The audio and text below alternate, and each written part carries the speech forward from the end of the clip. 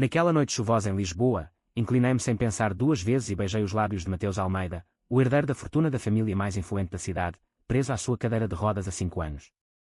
O salão inteiro silenciou-se, o rosto do meu pai ficou roxo de fúria e eu, Tiago, senti um misto de libertação e terror ao perceber que aquele gesto ousado para o provocar acabara de mudar tudo. As luzes dos candelabros de cristal tremiam ligeiramente com o vento que entrava pelas janelas altas da mansão em Sintra, e os convidados, vestidos com smokings impecáveis e vestidos longos, viraram-se todos ao mesmo tempo como se uma onda invisível os tivesse atingido. O meu pai, o Sr. Mendes, sócio minoritário na empresa da família Almeida, deu 2 passos à frente, a taça de vinho tinto quase a cair-lhe da mão. Tiago, que diabo estás a fazer? Sussurrou ele entre dentes, mas a voz saiu alta o suficiente para ecoar.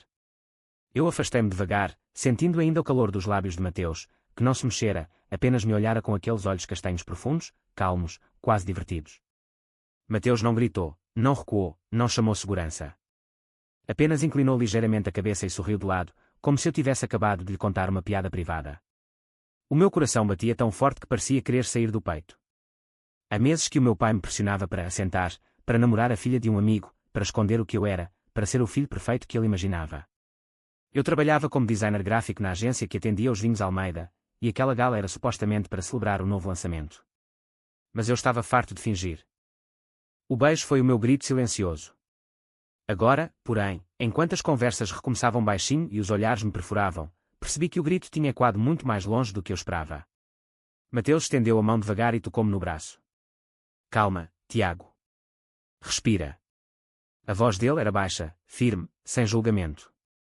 O meu pai puxou-me pelo cotovelo, arrastando-me para o corredor. Vais arruinar tudo. A família Almeida nunca mais vai olhar para nós. Eu libertei-me com um puxão.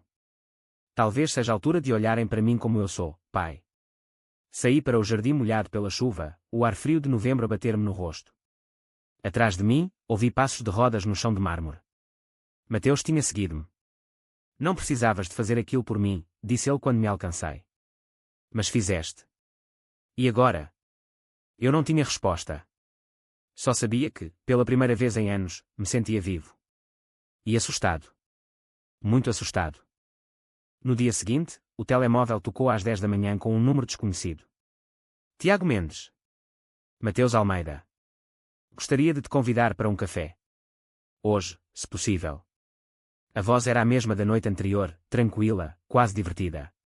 Eu hesitei, o coração acelerado outra vez. Porquê? Para me dizeres que arruinei a tua reputação. Ele riu baixinho. Não. Para te perguntar porque escolheste precisamente aquele momento. E talvez para te mostrar que nem sempre as provocações acabam mal. Encontrei-o numa pequena pastelaria perto do Tejo, em Belém. Mateus estava sentado à mesa junto à janela, a cadeira de rodas discretamente posicionada, o casaco de lã cinzento contrastando com o cabelo escuro bem penteado. Pediu 2 pastéis de nata e um galão para mim sem perguntar. Eu vi-te na agência há meses, confessou ele enquanto mexia o café. Sempre sério, sempre a evitar olhares. Ontem à noite, vi outra coisa. Raiva. Coragem. Medo também. Eu baixei os olhos para o prato. Contar-lhe tudo foi mais fácil do que esperava, o pai que nunca aceitara, as noites em que saía escondido para bares em Príncipe Real, o medo de perder o emprego se alguém descobrisse. Mateus ouviu-se a interromper, os dedos tamborilando levemente no braço da cadeira. Eu perdi as pernas num acidente há 5 anos. O carro derrapou na A1. A princípio, pensei que a vida tinha acabado. Depois percebi que tinha apenas mudado de direção. As pessoas olham para a cadeira e não para mim. Tu olhaste para mim ontem. Mesmo que fosse para provocar. Passámos a tarde a conversar. Ele falou-me dos vinhos da família no Douro, das viagens que ainda fazia, adaptadas, da fundação que criara para ajudar pessoas com deficiência a viverem plenamente. Eu falei-lhe dos meus desenhos, dos projetos que sonhava fazer fora da agência. Quando nos despedimos, ele disse, não te escondas mais, Tiago. O mundo é maior do que o olhar do teu pai. Nessa noite, sozinho no meu pequeno apartamento em Alfama, não consegui dormir. O beijo que dera por raiva estava a transformar-se em algo mais perigoso, curiosidade. E atração. No dia seguinte, recebi uma mensagem, vem passar o fim de semana à Quinta no Douro. Sem pressão. Só conversa. Eu aceitei. Não sabia ainda que aquela viagem seria o início da maior lição da minha vida. A Quinta dos Almeida no Douro era um sonho, vinhedos em socalcos que desciam até ao rio, casa antiga de pedra com varandas de ferro forjado, o cheiro a terra molhada e uvas maduras no ar. Cheguei de comboio Pinhão e Mateus esperava-me na estação, ao volante de uma carrinha adaptada. Bem-vindo ao meu mundo real, disse ele com um sorriso. Durante 3 dias, caminhamos, ou melhor, ele rolou e eu andei, pelos caminhos entre as videiras. Falámos de tudo. Ele contou-me como, depois do acidente, a família o tratara como vidro fino, como ele tivera de lutar para voltar a liderar a empresa. A cadeira não me define. O que eu faço com ela, sim. Eu contei-lhe as noites em que chorara sozinho, o medo de nunca ser amado tal como era. Uma tarde, sentados numa varanda com vista para o rio, ele pegou-me na mão. Tiago, o beijo que me deste foi impulsivo. Mas o que sentes agora não é. O toque foi leve, mas incendiou-me por dentro. Não nos beijámos outra vez. Ainda não. Em vez disso, dançámos devagar ao som de fado antigo que tocava na sala, ele na cadeira, eu de pé, os corpos próximos. Pela primeira vez, senti que não precisava de esconder nada. No regresso a Lisboa, o meu pai esperava-me em casa. O que se passa entre ti e o Almeida? A empresa está a falar. Eu não neguei. Pai, eu sou gay. Sempre fui. E Mateus ele vê-me. O pai bateu com a porta. Nessa semana, na agência, os olhares mudaram. Alguns colegas sorriam cúmplices, outros desviavam o olhar. Mateus enviava mensagens todos os dias, uma foto do rio ao amanhecer, uma frase curta, lembra-te de quem és. Eu começava a acreditar que era possível. Que o amor não era só provocação, mas construção lenta, dia após dia. Tudo mudou na semana do lançamento do novo vinho. A gala era maior que a anterior, no Palácio da Ajuda. O meu pai estava lá, com o rosto fechado. Mateus e eu chegámos juntos, eu empurrando a cadeira dele pelos corredores antigos. As câmaras dispararam. No dia seguinte, um jornal sensacionalista publicou: Herdeiro Almeida em romance com funcionário, provocação ou verdade. O meu pai ligou furioso. Vais perder tudo. Eu também. Nessa noite, recebi uma mensagem anónima, fotos antigas minhas em bares gays, ameaças veladas. Alguém da agência tinha traído a minha confiança. Mateus encontrou-me no meu apartamento, pálido. Não deixes que te quebrem, Tiago. Eu passei por pior. Mas eu estava em pânico. Perdi o emprego 2 dias depois, reestruturação.